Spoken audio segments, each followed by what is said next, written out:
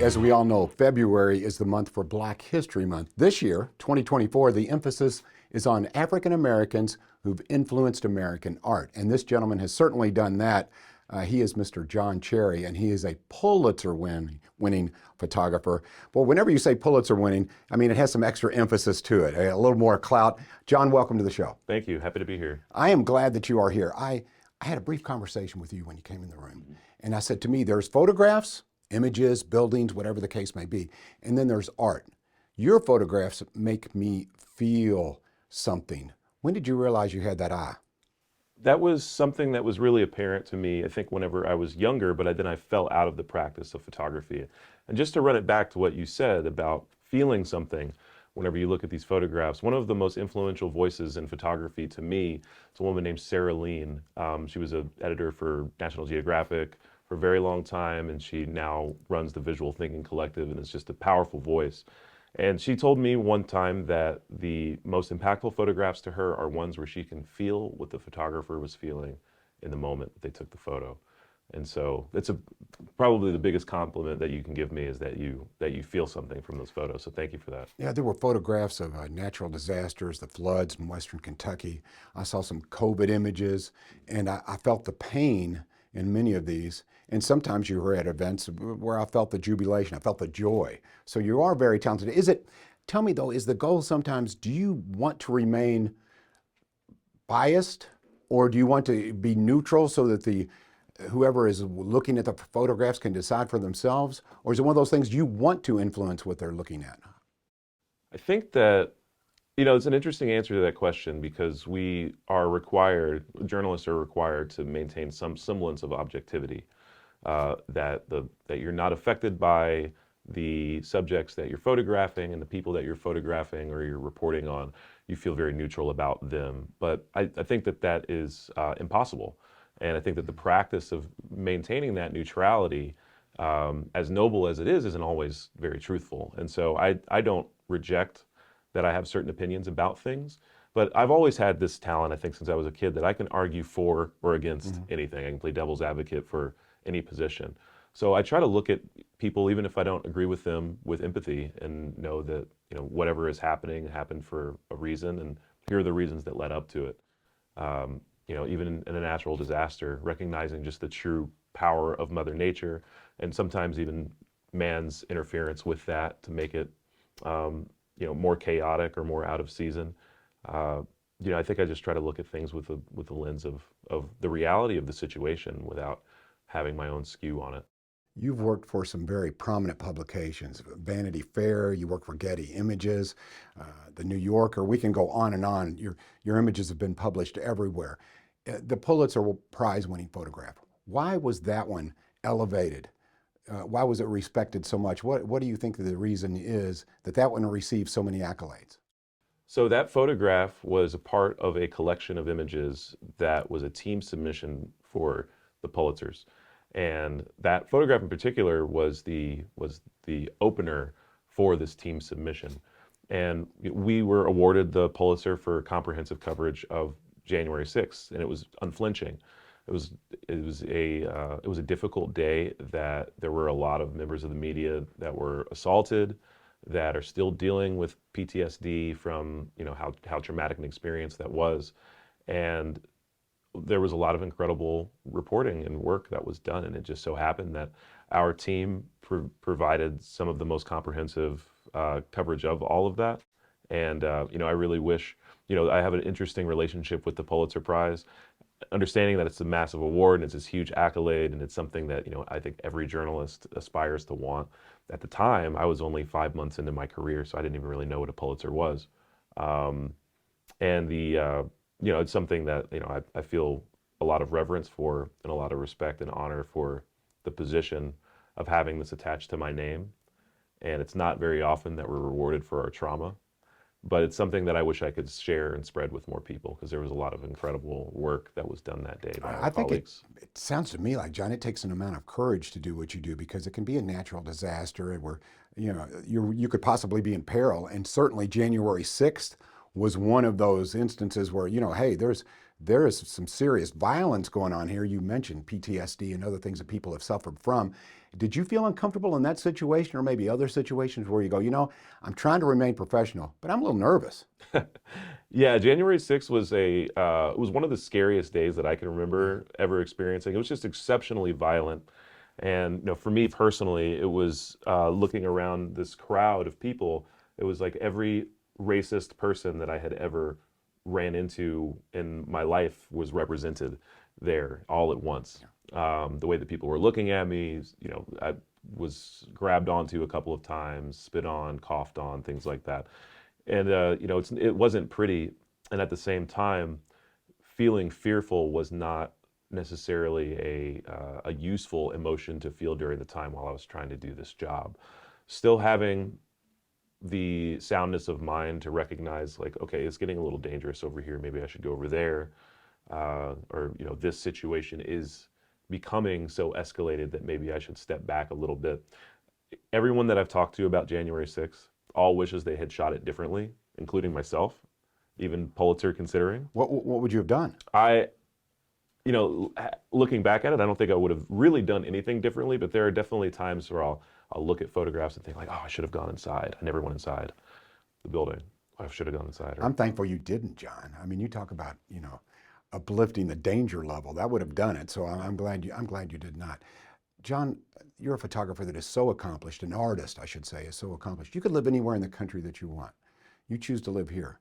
You shot a lot of the scenes from the Breonna Taylor incident, and I think I'd be remiss if I didn't mention that. So, Breonna Taylor, how did it impact you? Did Louisville learn anything from that? So just to start from the beginning, I was not a photojournalist before May 28th, 2020. I was unemployed, just recently lost a job, and I was going through a really bad breakup. And I was relatively alone, and the pandemic had just hit, and it's kind of hard to remember now that everything's opened back up, and the COVID wards have taken down all their plastic. But it was a really scary time, and I remember in January, whenever I saw Ahmaud Arbery killed over and over and over again on TV, that I was pretty upset. I was angry, and then hearing about Breonna Taylor on March 13th or March 14th, and then wondering what happened to that case, feeling like it was swept under the rug. And that also angered me. And then watching George Floyd be murdered over and over and over again on May 25th of 2020, I felt like there was no other place for me to go. I didn't feel like I was safe in my home. I didn't feel like I was safe running through my neighborhood. I didn't feel like I was safe, really to drive a car. I felt very much backed in a corner. And so whenever the protests came to Louisville, just outside of the doors of this building on May 28th, one of my best friends, actually my best friend, came to my house and told me that there was something big happening downtown and that we should go and check it out. And then he reminded me, he was like, hey, you have that camera, you should bring it with you. And at the time, that was the farthest thing from my mind, was bringing this camera with me. So I'm glad that he encouraged me to do that, because that was the start of a long stretch of self-assignments, what I thought I didn't even realize was photojournalism. I just wanted to go out and do something. I wanted to contribute to something, to the visual history of this movement, just to see it with my own eyes, to do something to maybe help keep the police accountable, to humanize and show, that the protesters and the people that are involved here aren't like thugs and aren't like violent people. Whatever it was at the time, I felt very called to do it. And my community was very encouraging of that. I was completely unpaid. Like I mentioned before, I was unemployed. But pretty soon after I started photographing, people were leaving food on my porch or like buying me gas cards.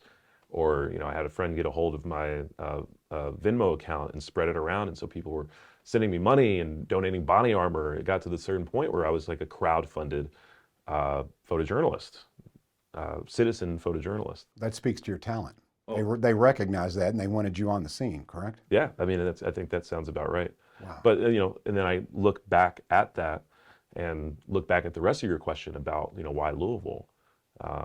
It's things like that. It's factors like that that keep me wanting to stay here. Is the amount of support that I have in my community and how much I feel like I owe, not in a negative way, but just the ways in which I've been granted the ability to put my work on a national stage, on a global stage, that I have trust from people that can allow me to come back to Louisville and share the gifts that I've learned on the road here. I mean, it feels like a no-brainer to me to not just stay here, but also to share the resources that I have access to in the very special and privileged position that I'm in. Jon, let's talk a little bit about your peers' local art. There's a lot of local artists who would like to, experience your level of success. With that being said, what do you see here? I think our arts community is to me, it's very vibrant. But you're an artist. What do you see? I see, I'm a problem solver. And I think that sometimes whenever you're a hammer, everything looks like a nail. So I see a lot of the issues in Louisville arts scene and arts community that I think are so easily solvable that can be really fun solutions. And through finding these solutions, we can also create amazing art at the same time. So I see an arts culture across Louisville that's very heavily siloed, and there's not a lot of cross-pollination between different artistic disciplines. And so I aim to, in my practice, break down some of those silos so that we can start working together and collaborating, that we can have a mix between music and photography, that we can have mixes between videographers and people who do whatever it is, flower arrangement, whatever it might be. But socially and as arts communities, I noticed that we're very much siloed. But whenever we work together, we can create amazing things. I mean, just in the last year, we muralized one of my photographs on the side of a building downtown, and that was, it's a mix between the project management and the two different types of visual arts, photography and mural arts, all for public benefit too. That was a privately funded endeavor. And then another privately funded endeavor, at 21C, we had the Little Mercies, which is a collaboration between myself and Dr. Tyler Taylor from the Louisville Orchestra, and we could provide this audio spatial experience for people that was a gift, and it was art in public space, which is really important to me as well. I think that this work should be accessible to anybody who cares to see it. It sounds to me like, Jon, that your mission to fuse different art forms is already happening. You're making that happen. Thank you very much. I want to talk more about your personal experience. Some of the things that you've covered, we mentioned the natural disasters, January 6th, we talked about that. Have you ever been moved to where you had to set down the camera for a second and said, okay, this is getting a little bit too personal. This is making my job too hard to perform? I think there have been times where I've been so amazed by what I've seen that I would forget to take a photograph. And January 6th was one of those times too. When we talk about all the ways that we wish we could have shot it differently, there are times that I wish that I had actually just taken a photo instead of having it hanging down, having my camera hanging down by my waist, because I was looking at something that was just so out of this world amazing. And I, relatively untrained, and I don't think I had necessarily had the muscle memory to know that if you see something amazing, you should be photographing it as well. But there are oftentimes, scenes that are so reverent or they're so personal that I don't necessarily want to share it with the rest of the world, that I just want it to be between me and it and have control over those fleeting moments. If there's a young photographer out there, or maybe mom and dad who said, I think my son, my daughter has an eye for this, what would you recommend? How do they nurture a potential talent? I think that you should encourage anyone in your life that has a knack for photography to take as many photographs as they possibly can of whatever interests them, wherever it might be. I think that the key to finally taking good photographs is to take thousands of very bad ones. And I've done that. Yeah, we all, and I still take bad photographs, every single day. I just don't necessarily share them. So, Well said. and I think that's part of the art too, is making sure that, you're putting your best work out there, because, a bad photograph and an edit of good photos can really diminish the entire batch. But yeah, I think that photographing things that matter to you, I think that practicing, observing, going for a walk, and we all do it. We all, every day, driving down the street, there are moments where you go out of autopilot and you realize, oh my goodness, I can see just past my peripherals, and like the sky is so blue, those clouds don't even look real. and the way the light is reflecting off of. I mean, that's what a lot of photography is the art of observing and then deciding how you want to capture these observations. You with the trained eye. So you love Louisville, I love Louisville, and I think visually we have a lot to offer. So what is one of your favorite locations to photograph here in Louisville? Maybe you could name a couple for us, Jon. Yeah, so when I was parking before I came in, there's the clock tower over at City Hall, which I think I've probably photographed thousands of times just from my time photographing in Jefferson Square Park across the road.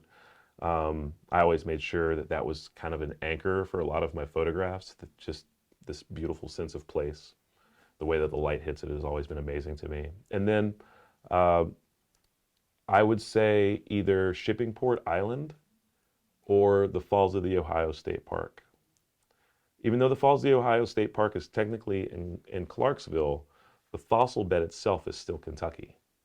Okay. So got you on a technicality there. You did, because I was a little confused. But yeah, those are, when I used to work full-time straight jobs, one of the ways in which I would express myself was I would go out and I would photograph birds on Shippingport Island, and then the last part of the evening I would watch the sunset and photograph over there. And so, I mean, those are without a doubt my two most visited places to go and photograph. So for those who are watching now and they want to see more of your work, do you have a studio? Do you ever have an exhibition, Jon? How can they see more of Jon Cherry's work? Well, they can see my website, jonpcherry.com.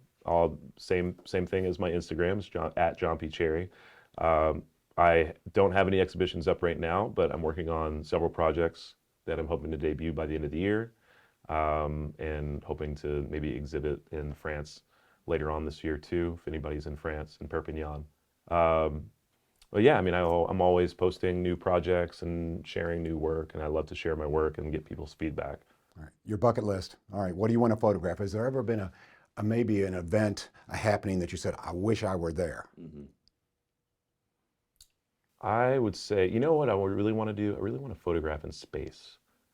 I really want to. Wow. I really want to do like reporting in space, like either on the International Space Station or one of those commercial trips. I feel like that would really put so much in the context for me.